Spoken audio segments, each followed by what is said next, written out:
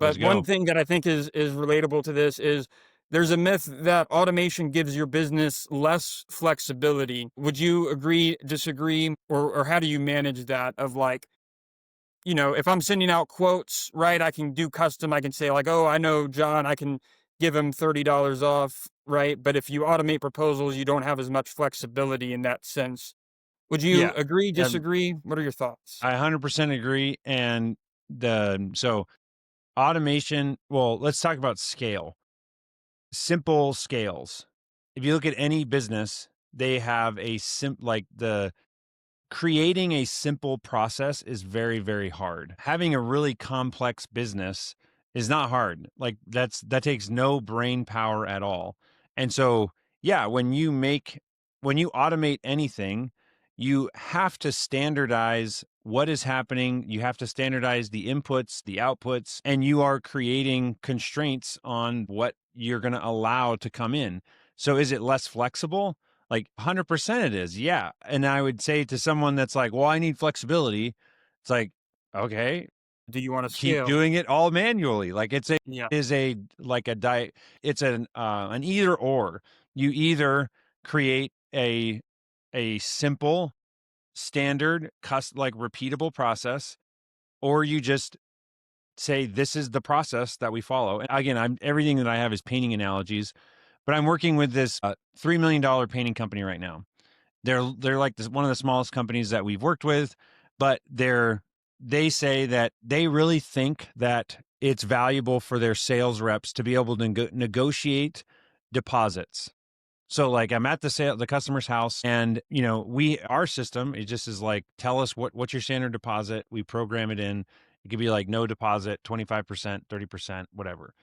Sometimes we even have the most complexity we have is it's $100 scheduling fee to just get on the schedule for next year. And then you pay 25% before we start the job.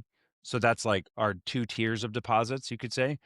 But this customer was wanting like, no, no, if I'm with a customer and I'm trying to get the deal and the customer's like, I only want to do $500, then I want my estimator to be able to just type in $500. And I don't like being constricted to 20%. And I'm like, I mean, you can do that, but do you want to know about this other $12 million painting company that we help and we've automated, and you want to know what their process is? 25%. Let us know when you're ready to work. Like there's no option. And they also don't do commercial painting. They don't do new construction. They're literally a $12 million business that does residential repaints. They don't do carpentry. They don't have any subs. It's like, that's what they do. And they're $12 million. And the reason they got there is because they said no to lots and lots of stuff.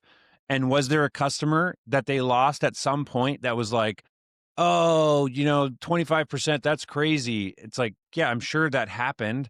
But guess what? All other 99% of customers have this unbelievable, efficient, smooth, no hiccups, clean process. They got raving reviews because what they do is repeatable and standard and all that stuff.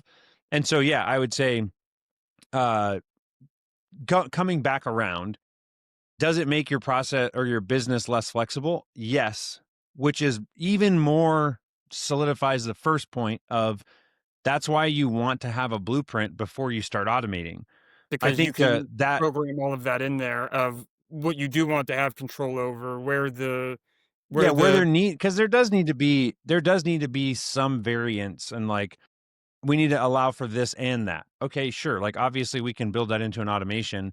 But that's where I think people get like, I've created 47 zaps and I feel like I can't make any changes now because something's going to break. That's the feeling of rigidity and restriction. But like if you design the process well and you think through what are the things that we want to allow, then you can, build a much better system. Does it lack flexibility? Yes.